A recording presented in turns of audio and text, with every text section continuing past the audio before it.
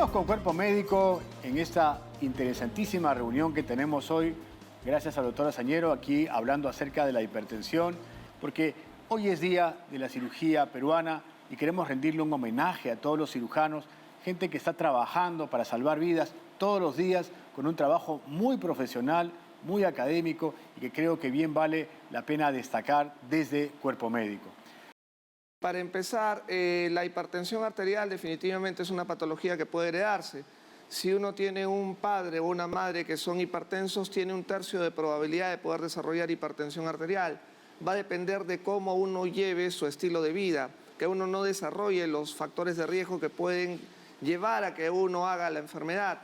Vale decir, no estresarse, guardar un buen peso, comer sano, comer bajo de sal, hacer actividad física. Si es que uno sigue esa regla, tiene alta posibilidad de que a pesar de que tiene un padre o una madre hipertensa, no poder desarrollar esta enfermedad.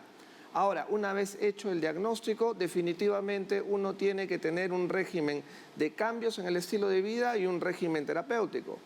Si uno tiene una hipertensión estadio 1, recién muy lábil, de baja intensidad, de repente puede que con cambios en el estilo de vida, en el marco de 3 a 6 meses, poder cambiar eso.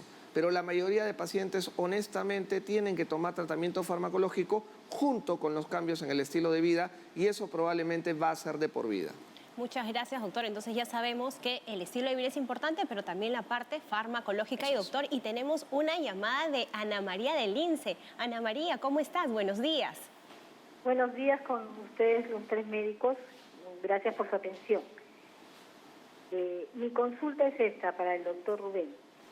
Yo tengo muchos años con la hipertensión arterial, me la detectaron hace muchos años, pero hasta el anteaño pasado estuve tomando los medicamentos.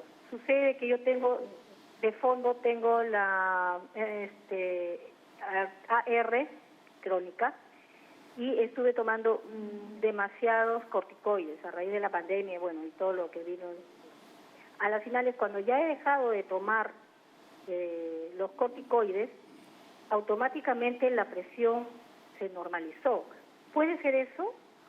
Porque en este momento yo no tomo, yo soy una persona de 70 años y no tomo ningún tipo de medicamentos para la presión. Muchas Tengo gracias. antecedentes de padres también con hipertensión. Muchas gracias, Ana María, por llamar. Ahora vamos a resolver, doctor, ¿hay algunos fármacos que nos pueden subir la presión arterial? Sí, definitivamente hay fármacos que son útiles para otras enfermedades que eventualmente pueden subir la presión arterial. Como bien dice la paciente que nos ha llamado, los corticoides se usan comúnmente para tratar muchas enfermedades. En este caso, una artritis reumatoide, como menciona la paciente. Y definitivamente el uso crónico de corticoides puede llevar a elevar la presión arterial. Si un paciente es hipertenso, puede llevar a descompensarlo. Ahora, si ella ha suspendido el tratamiento con corticoides y la presión se ha normalizado, muy probablemente ella no ha tenido un buen diagnóstico, de repente ella no ha sido hipertensa. Mejor para ella que siga con sus tratamientos, que siga con sus chequeos médicos y con buenos hábitos de vida. Sobre todo sus controles. Así es. Así es. Tenemos una llamada de La Libertad, de Yanira. ¿Cómo estás, Yanira? Muy buenos días. Buenos días. Adelante, por favor. Buenos días, doctor. Adelante. Doctor, le quería hacer una pequeña consulta. Dígame, Yanira, adelante. Mire, mi esposo tiene 45 años, ya, pero él ya hace más de 3 meses atrás en su trabajo le tomaron la presión, ¿no? La presión arterial. En la mañana estaba con presión alta, estuvo todo el día con la presión alta que no le bajaba nada.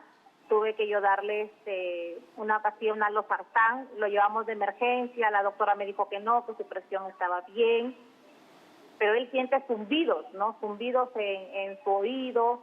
Entonces hay días en que la presión le toma en la mañana y en la noche y se mantiene, ¿no? O sea, alta y no le baja a veces con la pastilla. Pero a él le han dicho que no es hipertenso. ¿A qué se debería eso o por qué él tiene esos problemas de la presión, no? ¿Él está medicado para la presión arterial, no? No, doctor. No está medicado para la presión. Este incremento de la presión arterial que usted dice tiene, ¿la miden con un tensiómetro? ¿Cómo es que la precisan que está alta la presión? Sí, viene una amiguita, una vecinita que es licenciada y a veces le toma la presión, pues en la mañana le toman en el colegio, en el trabajo, y acá en mi casa le toman en la noche. ¿En qué rangos más o menos la tiene incrementada? Más o menos. A veces está 160, la vez pasada le tomaron sobre 90. Ok, algo así. Listo, Yanira. Doctora Sañero. Sí, lo que dice Deyanira es muy importante. La presión arterial tiene fluctuaciones a lo largo del día. Un antiguo profesor me decía, es como el dólar de los 80, a veces sube, a veces baja. Se sube y baja. Exacto. Y eso puede ocurrir por muchos factores normales, condiciones fisiológicas, le decimos los médicos, por tensión, estrés, ansiedad, ejercicio físico extenso. Nos puede subir de manera fisiológica la presión arterial.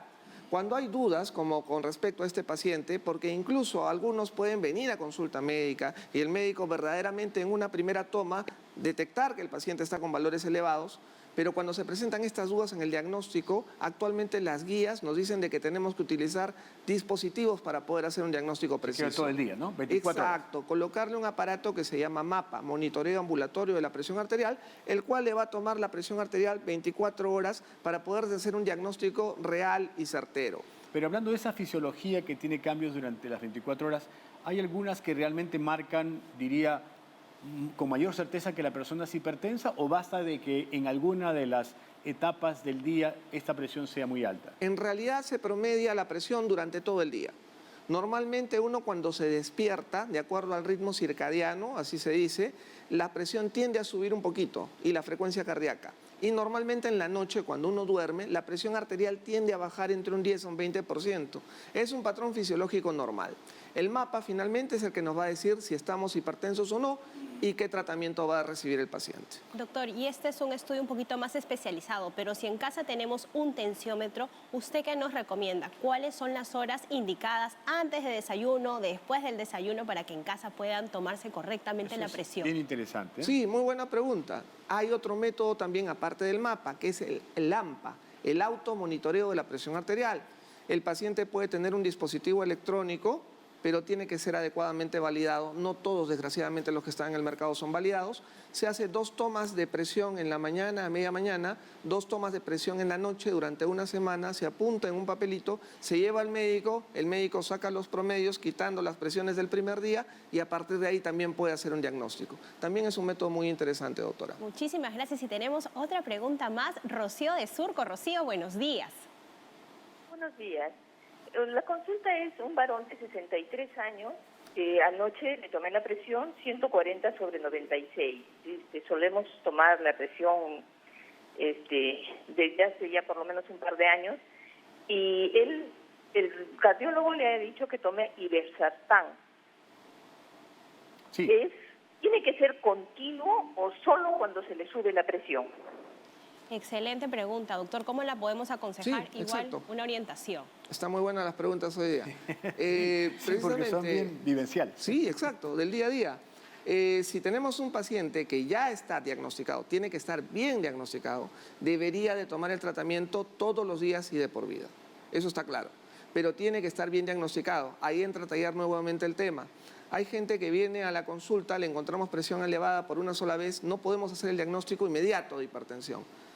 Igual, hay gente que viene a la consulta por primera vez y está con sus presiones normales, pero en su casa, en su trabajo, están con presión elevada. Se llama hipertensión enmascarada.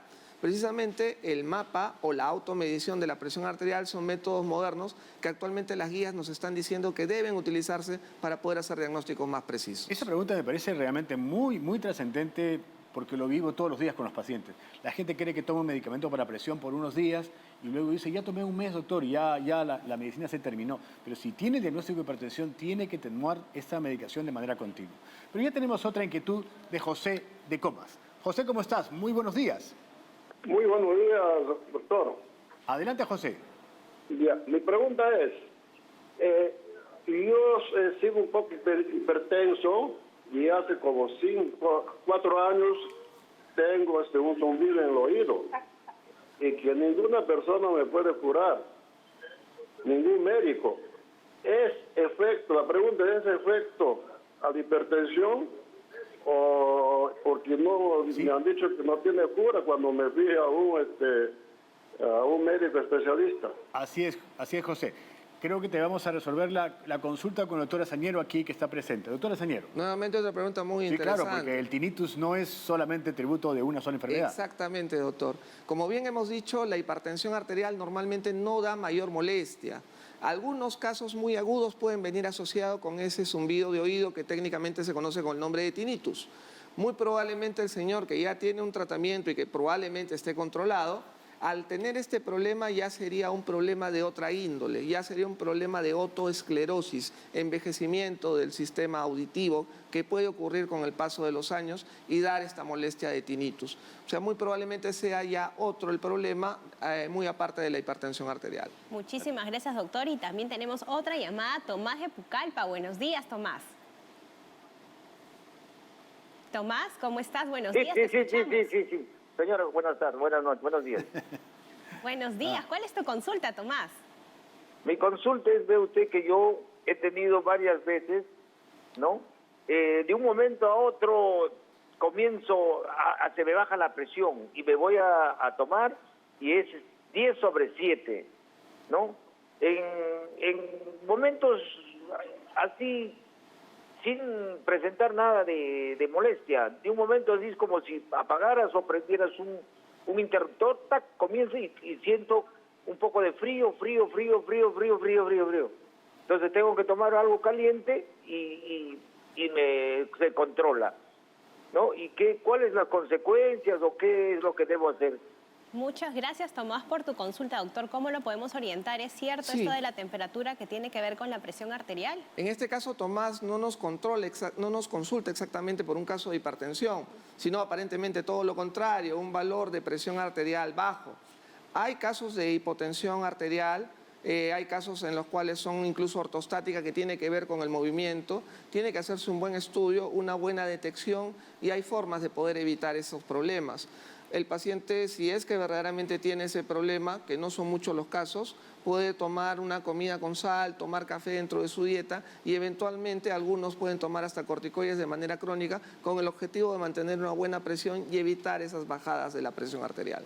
Doctora Sañero, yo quería un poco continuar con esta dinámica que ha tenido una gran participación, sobre todo del interior del país. Queremos resaltar lo importante de este programa y su trascendencia a todo el Perú, porque eso es un poco el propósito de Cuerpo Médico.